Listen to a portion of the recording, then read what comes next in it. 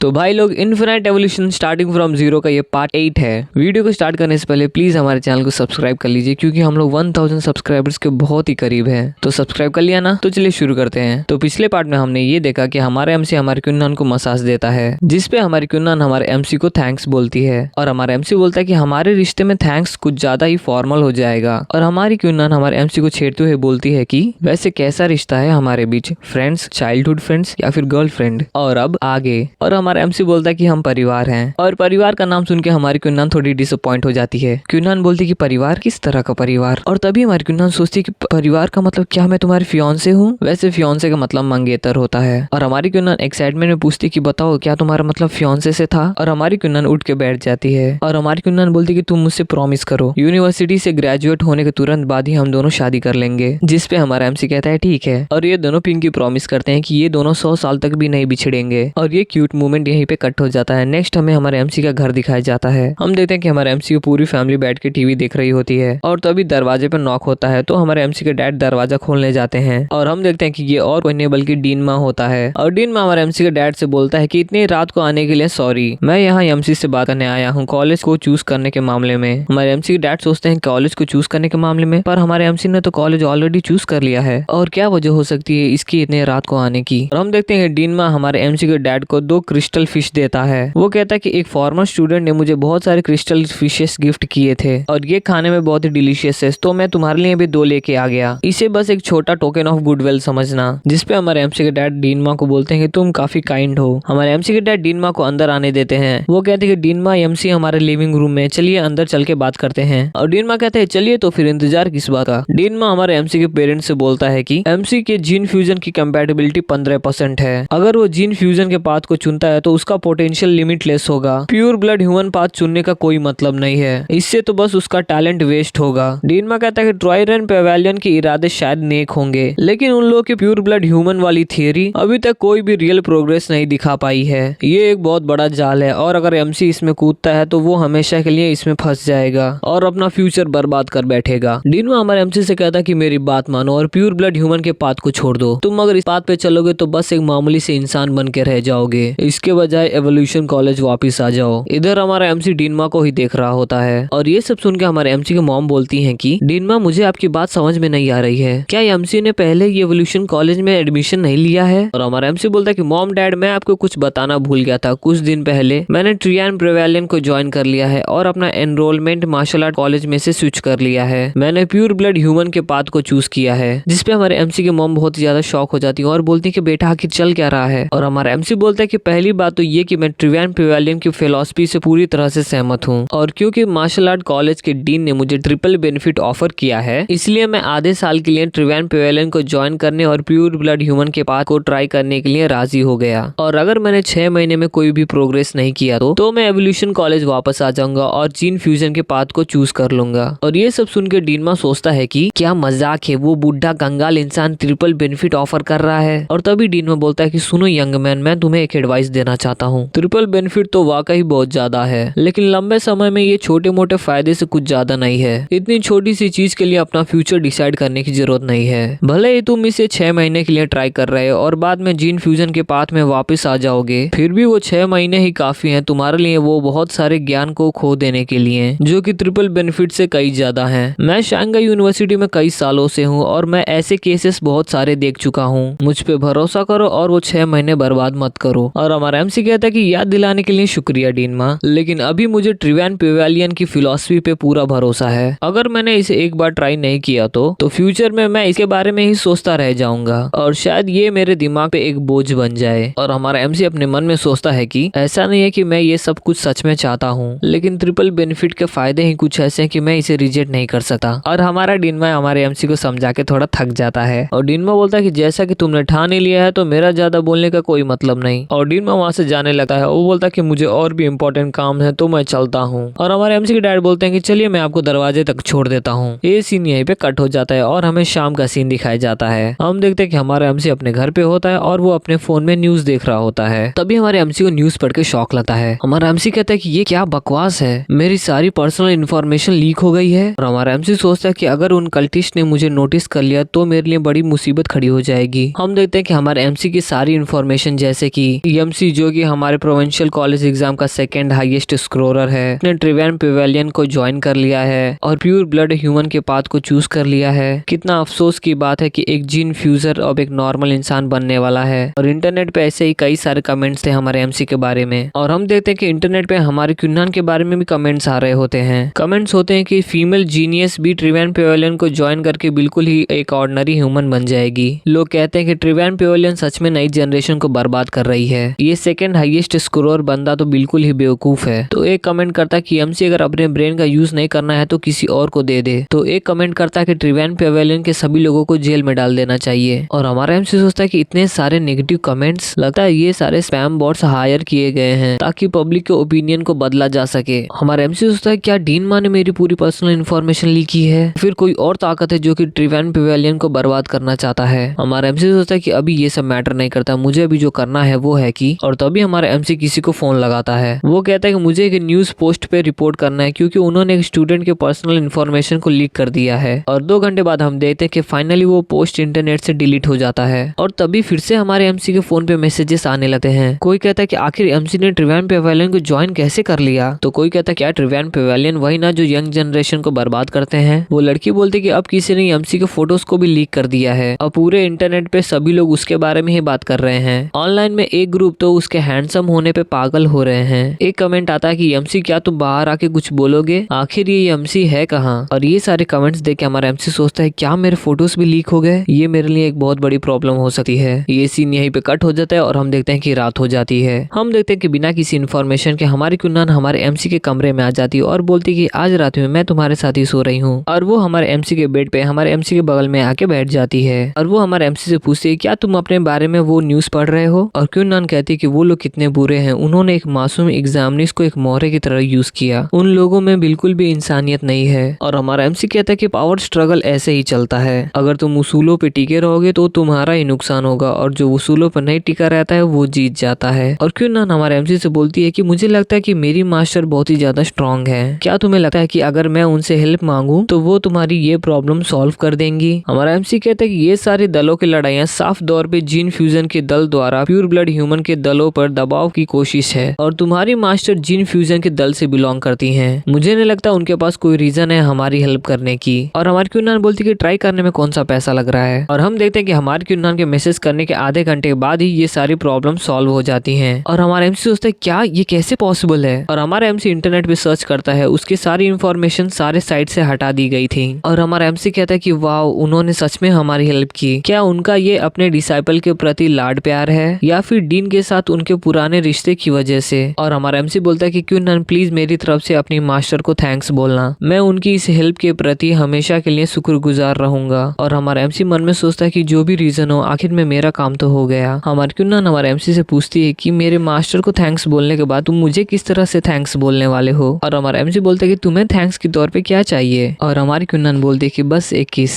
और ये सीन यहीं पे कट हो जाता है। नेक्स्ट सीन में हम देखते हैं कि हमारे एमसी ब्लड टेम्परिंग मेथड को प्रैक्टिस कर रहा होता है और थोड़ी देर के प्रैक्टिस के बाद हमारे एमसी अपने पूरे बॉडी की स्किन को ब्लड टेम्परिंग मेथड से रिफाइन कर चुका होता है और जिसकी वजह से अब वो ऑर्डिनरी लेवल 7 पे पहुंच गया होता है। तभी सिस्टम पॉपअप होता है और हमारा एमसी अपने स्टैट्स को देखता है, अपने नाम को, अपनी उम्र को, अपने ऑर्डिनरी लेवल 7th रैंक को और अपने सारे एट्रीब्यूट्स को। और हमारा एमसी सोचता है कि पहले ही मेरे पास 9 बायोलॉजिकल एट्रीब्यूट्स हैं, ये बेसिकली 10 जीन फ्यूजन के बराबर हैं। मैं उस क्योटो यूनिवर्सिटी के जीनियस को बुरी तरह से हरा सकता हूँ जिसने 4 बार जीन फ्यूजन करवाया है। हमारे एमसी ये सब सोच ही रहा था तभी उसके फोन पे एक मैसेज आता है और वो देखता है कि ये मैसेज क्यूनहान का होता है। हमारा एमसी सोचता है कि क्यूनहान पक्का फ्यूचर में जीन फ्यूजन करवाएगी, वो अपनी फर्टिलिटी खो देगी, इसलिए उसे भविष्य में आईवीएफ के लिए अपने एक्स अभी ही प्रिजर्व करवाने की जरूरत है। और क्यूनहान ने मैसेज किया होता है कि चूशिंग ने मुझे अगले मंडे एक रिट्राइवल के लिए अपने साथ चलने को कहा है, क्या तुम मेरे साथ चल सकते हो। और हमारा एमसी कहता है कि बिल्कुल। नेक्स्ट मंडे हमें एक रिट्राइवल सेंटर दिखाया जाता है और हमें क्यूनहान को दिखाया जाता है जो कि अब अपना एक रिट्राइवल कराने वाली थी। थोड़ी देर बाद नर्स कहती है कि सुपर ओवल्यूशन के इंजेक्शन दे दिए गए हैं, प्लीज एक रिट्राइवल के लिए कल वापस आइएगा। और हमारी क्यूनहान नर्स को शुक्रिया बोलती है और वो कहती है कि परेशानी के लिए माफी चाहती हूँ। आगे हमें इन तीनों को दिखाया जाता है जिसमें से चूशिंग बोलती है कि क्या जुल्म है, मुझे लगा था कि रिट्राइवल एक ही दिन में हो जाएगा, मैंने एक्सपेक्ट नहीं किया था कि मुझे कल फिर आना होगा। और जिसपे हमारी क्यूनहान बोलती कि मैं अभी भी थोड़ी नर्वस हूँ। और तभी चूशिंग बोलती कि जैसा कि अब हम बाहर आ चुके हैं तो चलो शॉपिंग को चलते हैं, इससे तुम्हारा नर्वसनेस भी कम हो जाएगा। जाएगा। और इस पे हमारी क्यूनन ठीक है बोलती है और चूशिंग हमारे एमसी को भी उनके साथ चलने को कहती है। और जिस पे हमारा एमसी कहता है कि नहीं मैं नहीं आ पाऊंगा, मुझे घर पे कुछ काम निपटाना है। जिस पे चूशिंग बोलती है परफेक्ट, आज सिर्फ मैं और क्यूनन, हमारी अपनी छोटी सी 2 लोगों की दुनिया। और इस पे हमारी क्यूनन खुशी में थोड़ा हम करती है। नेक्स्ट सीन में हम देखते हैं कि अब हमारा एमसी स्किन के बाद अपने मसल्स पे बॉडी टेम्परेरिंग यूज कर रहा होता है और थोड़ी देर बाद इस सिस्टम पॉपअप होता है और दिखाता है कि स्किन और मसल्स की टफनेस 1 पॉइंट से बढ़ चुकी है और ब्लड टेम्परिंग टेक्निक की प्रोफेंसी भी 1 पॉइंट से बढ़ जाती है। और हमारा एमसी सोचता है कि मसल्स टेम्परेरिंग की जलन स्किन टेम्परेरिंग से कहीं ज्यादा है, लेकिन फिर भी मैं इसे झेल सकता हूँ। और थोड़ी देर बाद ही हमारा एमसी थके लेट जाता है। वो सोचता है कि बस एक ही दोपहर में मैंने अपने राइट आर्म को टेम्पर कर लिया और अब मेरा सर चकरा रहा है। नेक्स्ट सीन में हम देखते हैं कि हमारे एमसी खाना ठूस रहा होता है और वो सोचता है कि मुझे फिर से ढंग से अपने क्यूआई और ब्लड को बढ़ाना होगा। नेक्स्ट सीन में हम देखते हैं कि हमारे एमसी ग्रिपर को यूज कर रहा होता है और वो सोचता है कि सिर्फ एक राइट आर्म से मेरी ताकत 50% बढ़ गई है। ये ब्लड टेम्परिंग मेथड तो मेरे शरीर को बहुत ही अच्छे से सूट कर रही है। और तभी हमारे एमसी के डोर पे क्यूनन नॉक करती है और वो कहती है कि मुझे तुमसे कुछ इंपॉर्टेंट बात करना है। और हमारा एमसी कहते हैं कि दरवाजा खुला ही है, तुम अंदर आ जाओ। और अंदर आते ही बहुत ही नर्वस टोन में हमारी क्यूनन हमारे एमसी से कहती है कि चूशिन ने आज कहा कि कॉलेज शुरू होने से पहले हमें कहीं बाहर घूमने जाना चाहिए और हियू भी हमारे साथ आ रहा है, इसलिए मैंने तुम्हारी तरफ से हाँ बोल दिया। और हमारे एमसी क्यूनन के हाथ को पकड़ के कहता है कि अगर तुम जा रही हो इसका मतलब मैं भी जा रहा हूँ। और हमारी क्यूनन कहती है कि लेकिन चूशिन ने कहा कि वो बीच पे जाना चाहती है और मैं उसका मजा खराब नहीं करना चाहती, लेकिन मुझे समझ में नहीं आ रहा है कि मैं उसे मना कैसे करूँ, खासकर तब जब मैं उससे पहले ही प्रॉमिस कर चुकी हूँ। तुम्हें तो पता है मैं पहले ही समुद्र में बहुत ही डरावनी आवाजें सुनती थी, मुझे डर लग रहा है। और हमारा एमसी कहता है कोई बात नहीं, मैं तो वहाँ रहूंगा ही और हम कोशिश करेंगे कि हम पानी में कम से कम जाएं। और जिसपे हमारी क्यूनन थोड़ी शर्मा के ठीक है बोलती है और ये क्यूट सीन यहीं पे कट हो जाता है। और आगे हमें बहुत ही डरावनी एक पाताल टाइप जैसी जगह दिखाई जाती है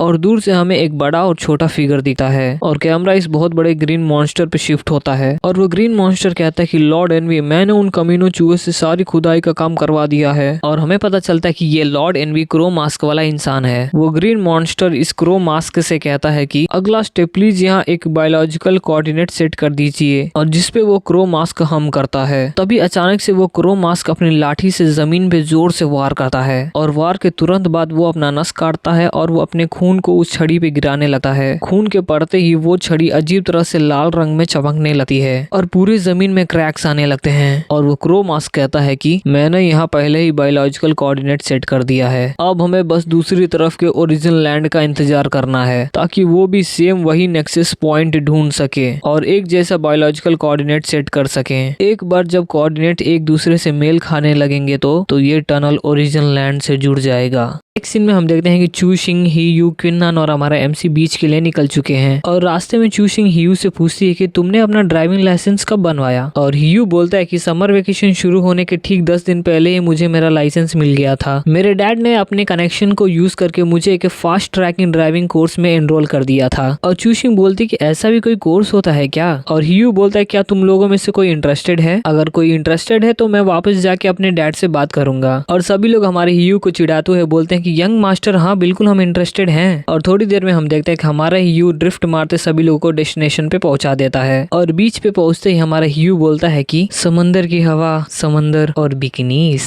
और तभी चूशिंग हमारे हियू के सर पे एक जोरदार घूसा मारती है और वो कहती इतना ठरकी होना बंद करो। और चूशिंग क्यूनन से बोलती कि चलो अपने स्विम सूट पहन लेते हैं और पीछे हमारा हियू गुस्से में चिल्ला रहा होता है और चूशिंग बोलती कि इसे इग्नोर करो और चलो हम अपने स्विम सूट पहन लेते हैं। और हमारा हियू एमसी से बोलता है कि चल भाई हम लोग भी अपने स्विम सूट पहन लेते हैं, मैं और इंतजार नहीं कर सकता डाइव के लिए। और तभी हमारे हियू को कुछ लोगों की बातें सुनाई देती हैं। एक लड़का कहता है क्या ये नांगाई प्रोविंस के कॉलेज का एंट्रेंस एग्जाम का सेकंड हाईएस्ट स्कोरर नहीं है। दूसरा लड़का कहता है कि हाँ ये वही है जिसने ट्रिवैन पेवेलियन को ज्वाइन किया है। और वो लड़के कहते हैं कि या तो इसका ब्रेन वॉश किया गया होगा या फिर ये बहुत बड़ा बेवकूफ होगा, उसे नहीं पता कि उसने अपने फ्यूचर को ही बर्बाद कर लिया है। और हम देखते हैं कि ये सब सुनकर हमारा हियू बहुत ही ज्यादा गुस्सा हो जाता है और वो कहता है कि तुम्हें क्या लगता है तुम लोग कौन हो, क्या तुम्हें लगता है कि नांगाई प्रोविंस के कॉलेज के एंट्रेंस एग्जाम में सेकंड हाईएस्ट स्कोरर को जज करने की औकात है तुम लोगों की, बोलो ना चुप क्यों हो गए। और हमारा एमसी कहता है कि उन्हें इग्नोर करो, उन पे अपना टाइम वेस्ट करने की कोई जरूरत नहीं है। और एमसी हियू को वहां से दूर ले जाता है और हियू बोलता है कि तुम्हें तो तुम्हारे गुस्से पे बहुत ही अच्छा कंट्रोल है, अगर मैं तुम्हारी जगह होता तो अब तक उन्हें घुसंड मार चुका होता। और हमारा एमसी कहता है कि बस बात इतनी सी है कि मुझे इन चीजों से फर्क नहीं पड़ता, लेकिन अगर कोई ऐसी चीज हो जिसकी मैं परवाह करता हूँ तो मैं एक्शन जरूर लेता हूँ। और हियू पूछता है कि तो वो कौन सी चीज है जिसकी तुम परवाह करते हो। और तभी वहाँ चूशिन आ जाती है और वो वो कहती ये भी कोई पूछने की बात है, हमारा एमसी सबसे ज्यादा परवाह हमारी क्विनहान का करता है। और ह्यू बोलता है कि हाँ तुमने सही कहा, मैं भी क्या पूछ रहा हूँ। और चूशिंग बोलती कि तुम दोनों जल्दी करो और अपने अपने स्विम सूट पहन लो। और हम देखते हैं हमारे दोनों लड़के स्विम सूट पहन लेते हैं। और तभी हमारे एमसी हमारी क्विनहान से पूछता है क्या मैं तुम्हारी बॉडी पे सनस्क्रीन लगा दूं, जिसपे हमारी क्विनहान धीरे से हम करती है। और हम देखते हैं कि हमारे एमसी क्विनहान की बॉडी पे सनस्क्रीन लगाने लगता है। और ये सब देख के हमारे ह्यू मन ही मन सोच रहा होता है कि वाह इस लड़के को तो मौके पे चौका मारना आता है। और बहुत ही आस के साथ हमारा ह्यू चूशिंग के पास जाता है और वो कहता है कि चूशिंग क्या तुम चाहती हो कि मैं भी तुम्हारी बॉडी पे सनस्क्रीन लगा दूं। और चूशिंग कहती है कि भाग जाए यहाँ से। इधर हम देखते हैं कि हमारी क्विनहान बहुत ही ज्यादा शर्मा रही होती है, क्योंकि हमारे एमसी हमारी क्विनहान की बॉडी पे हर जगह सनस्क्रीन लगा रहा होता है, लिटरली हर जगह। पर तभी अचानक से हमारी क्विनहान को एक आवाज सुनाई देती है, महान भगवान जाग रहे हैं, पुनर्जन्म, समंदर का ओरिजिन लैंड। और हमारी क्विनहान डर के बैठ जाती है और वो सोचती है वो आवाज वो समंदर से आ रही है। हम देखते हैं कि हमारी क्विनहान बहुत ही ज्यादा सहम जाती है। और क्विनहान को इतना डरा हुआ देख के हमारा एमसी पूछता है कि क्या हुआ। और क्विनहान कहती है कि मुझे फिर से आवाजें सुनाई दे रही हैं। वो आवाजें कह रही थी कि महान भगवान जाग रहे हैं, पुनर्जन्म और समंदर का ओरिजिन लैंड। और ये सारी आवाजें पिछली बार की तरह ही बहुत ही ज्यादा डरावनी थी। और हमारा एमसी कहता है क्या ये ओरिजिन लैंड से रिलेटेड हो सकता है। और वो कहता है कि हमारी करंट नॉलेज बहुत ही कम है और हमें इसके बारे में और भी नॉलेज गेन करना होगा, तभी हमें ओरिजिन लैंड के बारे में कुछ समझ में आएगा। और हमारा एमसी क्विनहान से बोलता है कि एक बार जब कॉलेज स्टार्ट हो जाएगा तो घुमा फिरा के तुम अपने मास्टर से उस ओरिजिन लैंड के बारे में पूछना। जिसपे हमारी क्विनहान हम करके कहती है ठीक है। और ये सीन यहीं पे कट हो जाता है। नेक्स्ट हमें हमारे एमसी के रूम का सीन दिखाया जाता है। हम देखते हैं कि हमारे एमसी अपने बॉडी की सारे मसल्स को टेम्पर करने के बाद सक्सेसफुली बोन्स की तरफ बढ़ चुका होता है और वो बोन्स की टेम्परिंग को स्टार्ट करता है। और हमारा एमसी कहता है कि मैंने एक्सपेक्ट भी नहीं किया था कि बोन टेम्परिंग मसल टेम्परिंग से सैकड़ों गुना ज्यादा बर्दाश्त के बाहर होगा। और लगभग थोड़ी देर बाद ही हमारे एमसी ने अपनी बॉडी की सारी 206 हड्डियों को टेम्पर कर लेता है। और तभी सिस्टम पॉप अप होता है और हमें पता चलता है कि अब हमारा एमसी ऑर्डिनरी लेवल 9 पे पहुंच चुका है। और इसका मतलब ये होता है कि अब हमारा एमसी बस एक लेवल कम है एडवांस लेवल पे जाने के लिए। और गाइड बुक को पढ़ने के बाद हमारे एमसी को पता चलता है कि अगर उसने अपने बॉडी में एक भी सिंगल एपर्चर खोल लिया तो वो एडवांस लेवल तक पहुंच जाएगा। लेकिन बुक में एपर्चर खोलने की विधि कुछ ज्यादा क्लियर नहीं थी। और हमारा एमसी सोचता है कि लगता है मुझे अपने आप ही ये सब पता करना होगा। समय आगे बढ़ता है और हम देखते हैं कि वो समय आ जाता है जब हमारे दोनों हीरो शांघाई यूनिवर्सिटी में एंटर होते हैं। और बहुत ही एक्साइटमेंट में हमारी क्विनहान हमारे एमसी को बोलती है देखो हम लोग पहुंच गए हैं। और हमारी क्विनहान हमारे एमसी से बोलती है कि देखो वो आइसक्रीम की दुकान अभी भी वहीं पर है। और हमारा एमसी बोलता है कि हाँ ये वही जगह है जहाँ बचपन में हम आके आइसक्रीम खाया करते थे।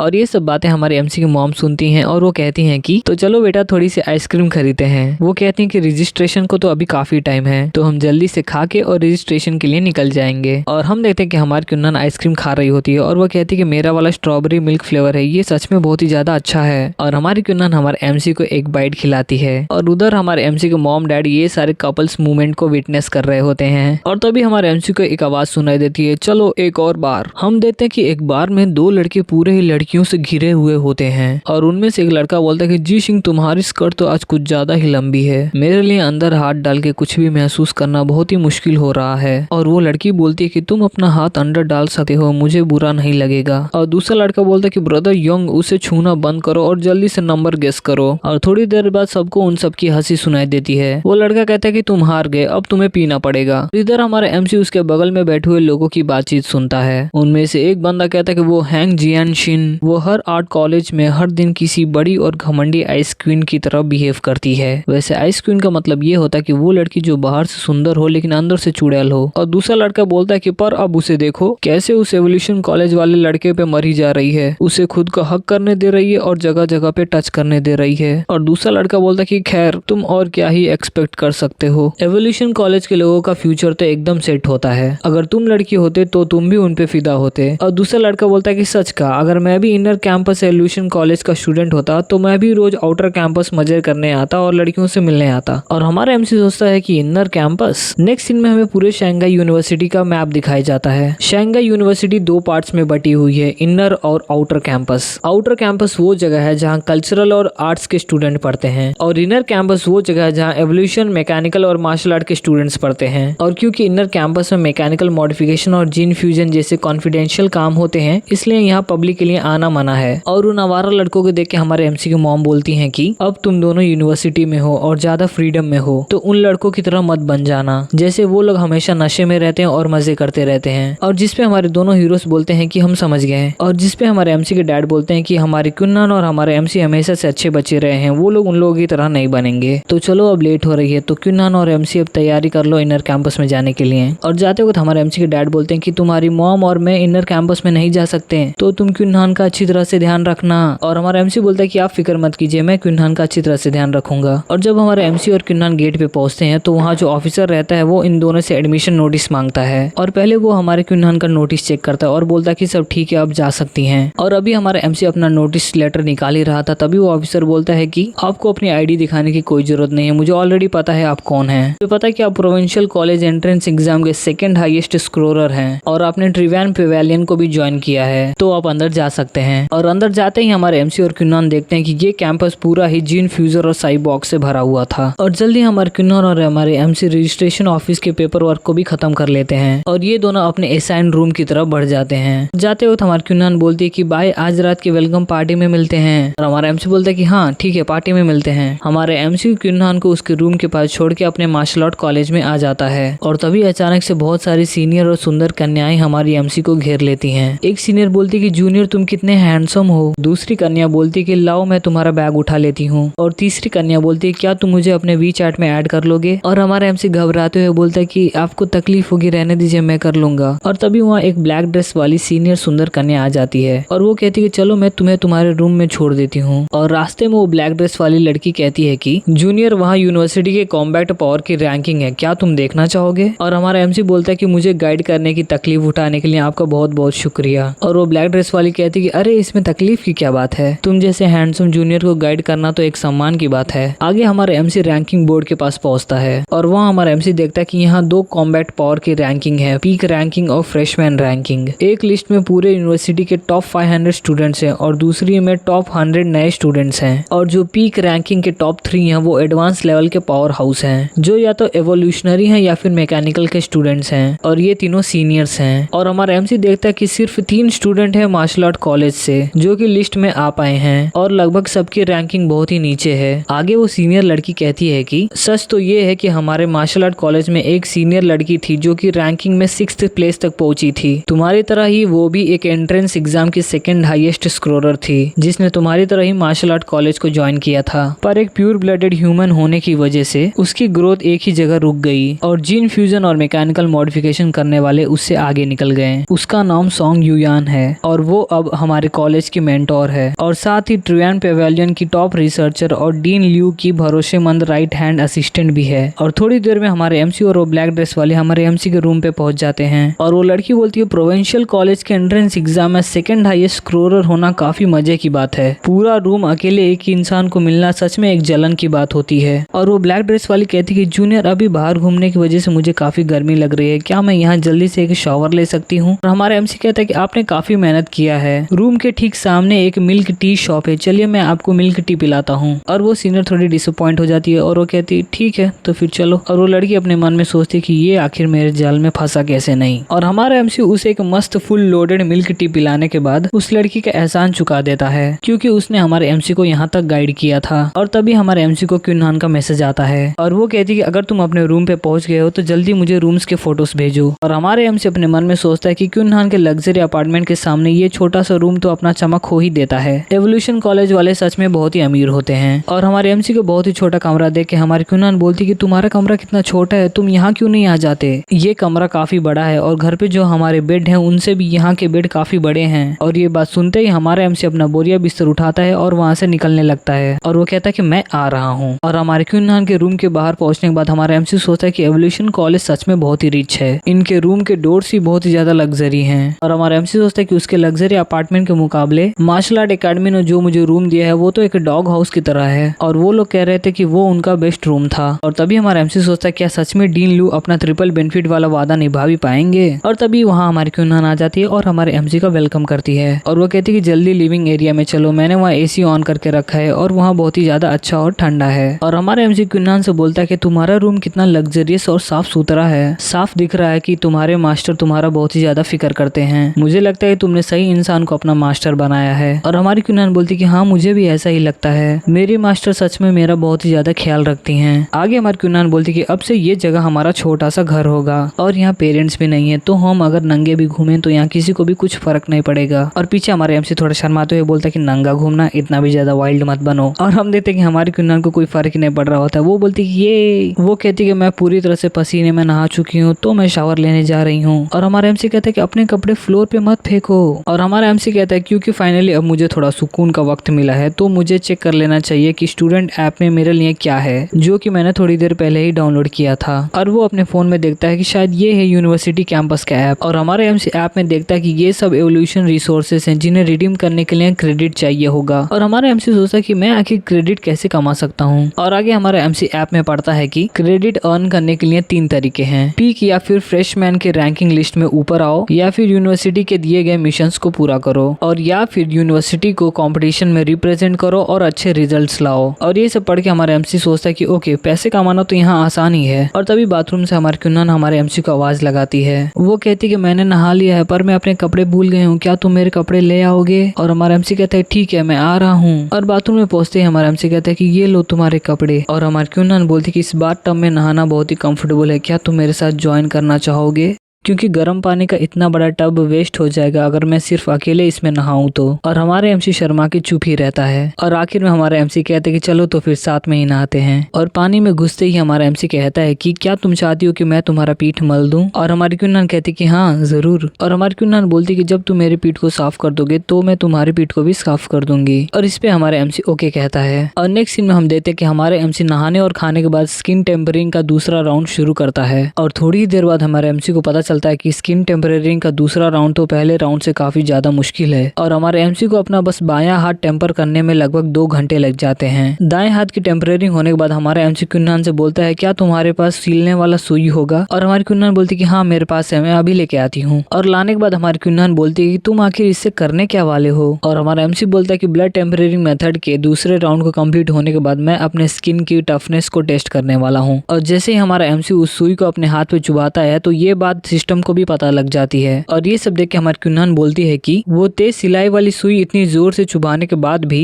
वो तुम्हारे हाथों में छेद नहीं कर पाई। मुझे तो लगता है कि लगभग तुम अमर हो चुके हो। और हम देखते हैं कि अचानक से ज्यादा प्रेशर की वजह से वो सुई टूट जाती है। और आगे हमारी कुन्नान बोलती है वो सुई तो मुड़ के टूट भी गई। सच में मानना पड़ेगा ये ब्लड टेम्परिंग मेथड तो काफी पावरफुल है। ये सब देख के तो मेरा मन भी कर रहा है कि मैं भी प्योर ब्लड के पाथ को फॉलो कर लूं। और हमारा एमसी बोलता है कि अब मेरे राइट हैंड के स्किन की हीट रेसिस्टेंस चेक करने का टाइम है। और आगे हम देखते हैं कि हमारा एमसी अपने हाथ को आग के बहुत ही करीब लेके आ जाता है। और तभी सिस्टम पॉपअप होता है और उसमें लिखा होता है कि आपकी हीट रेसिस्टेंस बढ़ रही है। और 1 मिनट बाद ही हमारे एमसी को जलन महसूस होता है। और हमारा एमसी सोचता है कि सच में ब्लड टेम्परिंग मेथड का असर तो काफी ज्यादा पावरफुल है। और हमारे एमसी के यूज इट और लूज इट वाले बायोलॉजिकल एट्रीब्यूट की वजह से उसका ग्रोथ काफी तेजी से हो रहा होता है। और हमारा एमसी सोचता है कि इस तरह तो मैं काफी जल्दी एक सैंक्टिफाइड बॉडी पालूंगा। और तभी हमारे एमसी के फोन पे एक नोटिफिकेशन आता है और ये मैसेज होता है डीन लू का। और डीन लू पूछते हैं क्या तुम वहाँ पहुंच गए और अपना रजिस्ट्रेशन कर लिया? और हमारा एमसी मैसेज करता है कि हाँ आज मैं सुबह ही पहुंचा हूँ। और डीन लू बोलते हैं क्या तुम्हारा जो लग्जूरियस रूम है वो तुम्हें पसंद आया? तुम्हारे लिए काफी तो है ना वो? और हमारा एमसी कहता है कि हाँ वो अच्छा है। और आगे डीन लू पूछते हैं क्या तुम अभी फ्री हो? क्या तुम ट्रिवेन पेवेलियन के हेडक्वार्टर्स आना चाहोगे घूमने के लिए? और हमारा एमसी कहता है कि हाँ मैं फ्री हूँ। और डीन लू बोलते हैं ठीक है तो फिर तुम अपने रूम के पास वेट करो, मैं किसी को भेजता हूँ तुम्हें पिकअप करने के लिए। और हमारा एमसी मैसेज करता है कि डीन मैं अभी अपने कमरे पे नहीं हूँ, मैं अपनी बचपन के दोस्त के कमरे में हूँ, central courtyard building number 8 room number 603। और डीन बोलते हैं ठीक है तो फिर मैं किसी को सेंट्रल कोर्टयार्ड और बिल्डिंग नंबर 8 के पास भेजता हूँ। और हमारा एमसी मैसेज करता है ठीक है तो फिर मैं नीचे वेट कर रहा हूँ। और हमारे एमसी वहाँ से निकलने लगता है और वो हमारी कुन्नान से कहता है कि मार्शल आर्ट कॉलेज के डीन ने मुझे ट्रिवेन पेवेलियन हेडक्वार्टर्स आने के लिए इन्विटेशन दिया है, मैं थोड़ी देर के लिए बाहर जा रहा हूँ। और हमारी कुन्नान बोलती है ठीक है तो फिर जाओ। और बाहर आके हमारा एमसी सोचता है कि उस पेड़ के पास छांव है, वहाँ जाके वेट करता हूँ। और पेड़ के नीचे आके हमारा एमसी सोचता है चलो यहाँ वेट करते हैं उस पर्सन के लिए जो कि मुझे पिकअप करने वाला है। और हम देखते हैं कि अचानक से एक बंदा हमारे एमसी को नोटिस करता है और वो बंदा हमारे एमसी को बुला के कहता है कि मैं तुम्हें जानता हूँ, तुम एमसी हो ना 9J प्रोविंस के कॉलेज के एंट्रेंस एग्जाम के सेकंड हाईएस्ट स्कोरर जिसने ट्रिवेन पेवेलियन को भी ज्वाइन किया है। और हमारा एमसी उस लड़के को हेलो बोलता है और अपने मन में सोचता है कि लगता है मैं सच में काफी ज्यादा फेमस हो गया हूँ। और वो लड़का कहता है कि तुम सच में तारीफ के लायक हो, तुमने जीन फ्यूजन के रास्ते को छोड़ के प्योर ब्लड ह्यूमन के रास्ते को चूज किया है। मैं भी तुम्हारी तरह इस साल एक नया स्टूडेंट हूँ, पर पर मैं क्योटो से हूँ और क्योटो यूनिवर्सिटी में पहले एक प्योर ब्लडेड रिसर्च इंस्टीट्यूट हुआ करता था, पर 20 साल तक कोई प्रोग्रेस ना होने के कारण उसे बंद कर दिया गया। मुझे उम्मीद है शांघाई यूनिवर्सिटी का इंस्टीट्यूट तब तक चलता रहेगा जब तक कोई ऐसा रिजल्ट ना आ जाए जो कि पूरी दुनिया को हिला दे। और हमारे एमसी उस लड़के की सारी बकबक बहुत ही शांत मन से सुन रहा होता है और आखिरकार वो लड़का जाने लगता है और हमारा एमसी मन में सोचता है कि आखिर ये बतूनी लड़का कहाँ से आ गया। और जाते वक्त वो लड़का कहता है कि उम्मीद है तुम्हें ट्रिवियन पेवेलियन में एक बड़ी कामयाबी मिले, गुड लक। और तभी हमारे एमसी को कोई आवाज देता है। हम देखते हैं कि एक लड़की सुपर बाइक पे एंट्री लेती है और वो कहती है क्या तुम ही एमसी हो? और हमारा एमसी कहता है कि हाँ मैं ही हूँ। और वो लड़की अपना हेलमेट उतारती है और वो कहती है कि मैं सोंग यूयान हूँ, मार्शल आर्ट कॉलेज में मैं मेंटोर हूँ और ट्रिवियन पेवेलियन के रिसर्चर भी हूँ। मैं तुम्हें यहाँ पिकअप करने और हेडक्वार्टर्स ले जाने आई हूँ। और हम देखते हैं कि यूयान और हमारे एमसी एक दूसरे से हाथ मिलाते हैं और हमारा एमसी अपने मन में सोचता है सोंग यूयान कॉलेज एंट्रेंस एग्जाम की सेकंड हाईएस्ट स्कोरर जिसने प्योर ब्लडेड ह्यूमन के पाथ को चुना है, पर एंड में बिल्कुल ही एक ऑर्डिनरी बन के रह गई। आगे हम देखते हैं कि ये दोनों जाने के लिए रेडी होते हैं और हमारा एमसी पीछे बैठता है और हमारे यूयान को पकड़ लेता है, अरे मतलब गिर ना जाए इसीलिए। और यूयान कहती है कि तुम चाहो तो मुझे और भी कस के पकड़ सकते हो। और रास्ते में यूयान कहती है कि क्या तुम खुश नहीं हो कि तुम्हें इतनी सुंदर मेंटोर तुम्हें लेने आई है? और हमारा एमसी कहता है कि ये मेरे लिए एक सम्मान की बात है। और यूयान बोलती कि वैसे एक मार्शल आर्ट कॉलेज स्टूडेंट होने के नाते तुम अभी एवोल्यूशन कॉलेज के लग्जरी रूम के बिल्डिंग के नीचे क्यों खड़े थे? और हमारा एमसी कहता है कि मेरी बचपन की दोस्त जो अब मेरी गर्लफ्रेंड है वो वहाँ रहती है, इसलिए मैं भी उसके साथ रहने चला गया। और यूयान कहती है कितना अच्छा है, तुम यंग लोगों की लाइफ कितनी सही है, मेरे जैसे नहीं। मैं लगभग 30 साल की होने वाली हूँ और आज तक मैंने किसी मर्द का हाथ भी नहीं पकड़ा, साथ रहना और बात करना तो दूर की बात है। और बातों ही बातों हम देखते हैं ये दोनों हेडक्वार्टर्स पहुंच जाते हैं और यूयान बोलती कि चलो अंदर चलते हैं। और हमारा एमसी सोचता है कि प्योर ह्यूमन इंस्टीट्यूट, क्या ये pure blood human research institute का शॉर्ट फॉर्म है? आगे हमारी यूयान हमारी एमसी को लिविंग एरिया दिखाती है।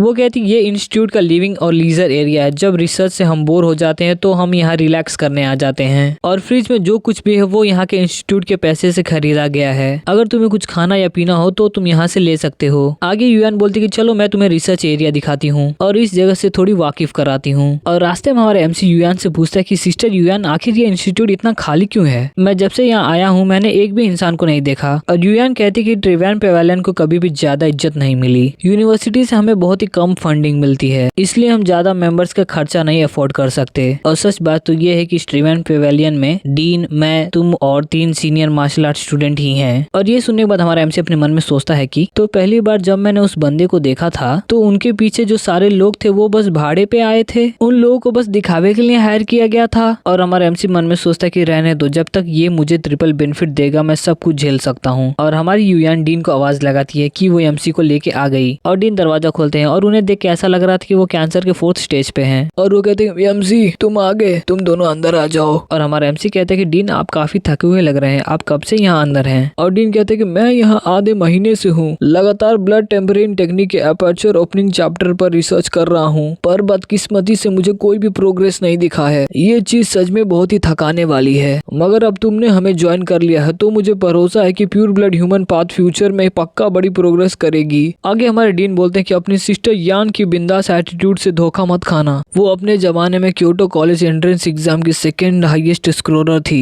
और यूयान अपने नाक को लंबा करते हुए बोलती है कि उस वक्त मेरा स्कोर तुम्हारे फिजिकल स्कोर से भी ज्यादा था, क्या अब तुम थोड़ा हारा हुआ फील कर रहे हो? थोड़ा डिस्करेज तो फील हो ही रहा होगा। और डीन कहते हैं ठीक है हमें पता है तुम अमेजिंग हो, जूनियर को डिस्करेज करना बंद करो, लेकिन ये तुम्हारे सिस्टर यान की वजह से ही हुआ है कि मैंने बॉडी टेम्पररिंग का 3rd राउंड सक्सेसफुली कंप्लीट कर लिया है। मैंने तो एडवांस लेवल वालों को भी हराने का दम हासिल कर लिया है, जबकि मेरी बॉडी एक ordinary level 9th rank pure blooded human की बॉडी ही है। और आगे डीन बोलते हैं कि एमसी भले ही तुम्हारा कॉलेज एंट्रेंस एग्जाम का स्कोर तुम्हारे सिस्टर यान जितना नहीं है, पर तुम्हारे पास अभी बहुत ही लंबी लाइफ बची है। ऐसे बहुत से एग्जाम्पल्स हैं जहाँ लोगों ने बहुत ही लंबे वक्त तक मेहनत करके बड़े से बड़े अचीवमेंट्स को हासिल किया है। तुम्हारे पास अभी भी फ्यूचर में उससे आगे निकलने का मौका है और मुझे तुम्हारे पोटेंशियल पे पूरा भरोसा है। और सिस्टर युआन कहती हैं कि डीन सही कह रहे हैं, अगर तुम ऐसे ही अपने पावर को और एक्सपीरियंस को इकट्ठा करते रहे तो बड़ा सक्सेस पाना तुम्हारे लिए पॉसिबल हो जाएगा। और आगे हमारे डीन कहते हैं ठीक है, वैसे जो ब्लड टेम्परिंग टेक्निक मैंने तुम्हें समर में दी थी उसका क्या प्रोग्रेस है? और हमारा एमसी कहता है कि हाँ मैंने उसे सीख लिया। और डीन कहते हैं क्या तुम्हारा बायोलॉजिकल लेवल ऑर्डिनरी लेवल 4 तक पहुंच गया? और हमारा एमसी कहता है कि हाँ मैं वहां पहुंच गया हूँ। और डीन कहते हैं चलो अच्छा है, अगले स्टेप में तुम्हारी सिस्टर यान तुम्हें स्किन टेम्परिंग मेथड में गाइड करेगी। उसने फ्रेशमैन स्टार्ट करने के 3 महीने से भी कम टाइम में स्किन टेम्परिंग का पहला राउंड सक्सेसफुली पूरा कर लिया था। उसके गाइडेंस के साथ तुम डेफिनेटली डेफिनेटली अपने फ्रेशमैन ईयर के पहले सेमेस्टर में ही स्किन टेम्परिंग का पहला राउंड सक्सेसफुली कंप्लीट कर लोगे। और युयान कहती है बस ये सब मुझ पे छोड़ दीजिए। और हमारे एमसी कहते हैं इसकी जरूरत नहीं है, मैंने समर वेकेशन के दौरान ही स्किन टेम्परिंग का पहला राउंड खत्म कर लिया है। और हमारे एमसी के मुंह से ये सब सुन के हमारे डीन को और युयान को अपने कानों पे भरोसा नहीं होता। युयान कहती है अभी उसने क्या कहा, और डीन कहते हैं शायद मैंने कुछ गलत सुन लिया। और इसी सरप्राइज और शॉक मूवमेंट के साथ ये एपिसोड यहीं पे खत्म हो जाता है। तो भाई लोग मैं सच बता रहा हूँ आगे बहुत कुछ होने वाला है, तो प्लीज हमारे चैनल को सब्सक्राइब कर लीजिए। और मुझे पता है वीडियोस थोड़ी लेट हो रही हैं, लेकिन मैं क्या करूं भाई लोग, मैं अभी काम पे जाता हूं, ये मेरा फुल टाइम नहीं है। लेकिन अगर ऐसे ही सपोर्ट और प्यार मुझे मिलता रहा तो शायद फ्यूचर में ये मेरा फुल टाइम बन जाएगा। तो भाई लोग जल्दी ही मिलते हैं infinite evolution starting from zero के पार्ट 9 में।